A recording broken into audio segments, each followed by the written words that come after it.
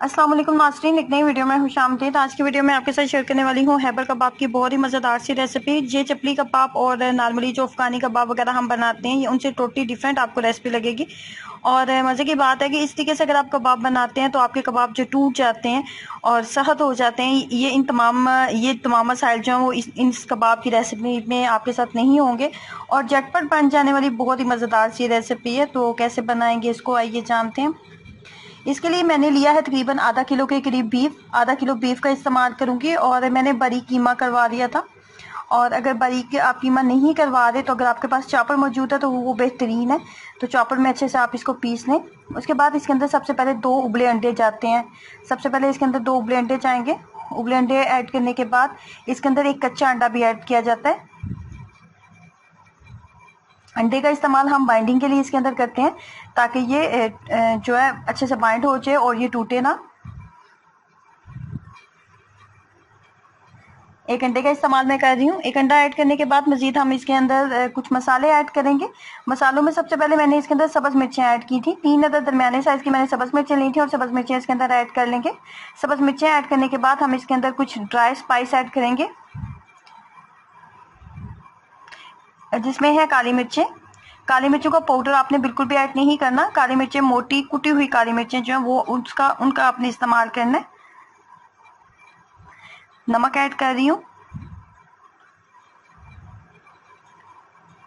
नमक 2 चाय के चम्मच और काली मिर्च का पाउडर 1 चाय का चम्मच मैंने ऐड किया था। नमक और काली मिर्च का पाउडर ऐड करने के बाद मजीद हम इसके अंदर अनारदाना ऐड करेंगे। अनारदाना एक नॉर्मल सी चीज़ है, पंसार स्टोर से भी मिल जाता है और नॉर्मल किराना स्टोर से भी आपको मिल जाएगा। अनारदाना इसके अंदर ऐड किया 1 बड़ा खाने का चम्मच। अनारदाने से इसके अंदर बहुत मज़े का टेस्ट आता है और साबुत ही अनारदाने का आपने इस्तेमाल करना है। साबुत चिली फ्लेक्स का इस्तेमाल करेंगे और मोटी लाल मिर्च जिसको बोला जाता है उसका इस्तेमाल करेंगे। 2 चाय के चम्मच मैंने ऐड किया था। उसके बाद गरम मसाला पाउडर मैंने इसके अंदर ऐड किया है 1 चाय का चम्मच गरम मसाला पाउडर। और गरम मसाला पाउडर ऐड करने के बाद जी इसके अंदर जाएगा धनिया पाउडर ऐड कर रही हूँ। 2 चाय के चम्मच मैंने ऐड किया था। धनिया पाउडर का बहुत मज़े का फ्लेवर कबाब में आता है। उसके बाद हाथ की मदद से अच्छे से मिक्सअप कर लेंगे और जैसे नॉर्मली चपली कबाब बनाए जाते हैं ना, थोड़े बड़े साइज़ के, आपकी हथेली के साइज़ का होना चाहिए उस कबाब को, बिल्कुल सेम उसी तरीके से ही मैंने इसको बनाया था।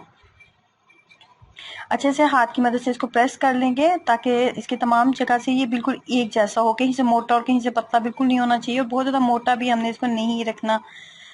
उसके बाद जी हम इसको फ्राई कर लेंगे। फ्राई करने का तरीका ये है कि अगर कुकिंग ऑयल बहुत अच्छे से आपके पास गर्म है तो फिर आपने क्या करना है जी, इसको अपने लो फ्लेम के ऊपर आपने इसको अच्छे से फ्राई करना है और बहुत ज़्यादा हाई फ्लेम के ऊपर इसको नहीं करेंगे क्योंकि ये कच्चा कीमा है तो ये थोड़ा सा टाइम लेगा। मैंने इसको लंच टाइम में बनाया था, बहुत मज़ा आया था और सादी रोटी के साथ हमने इसको खाए थे। और इसके साथ मैंने बनाई थी पुदीने की चटनी और दही वाली।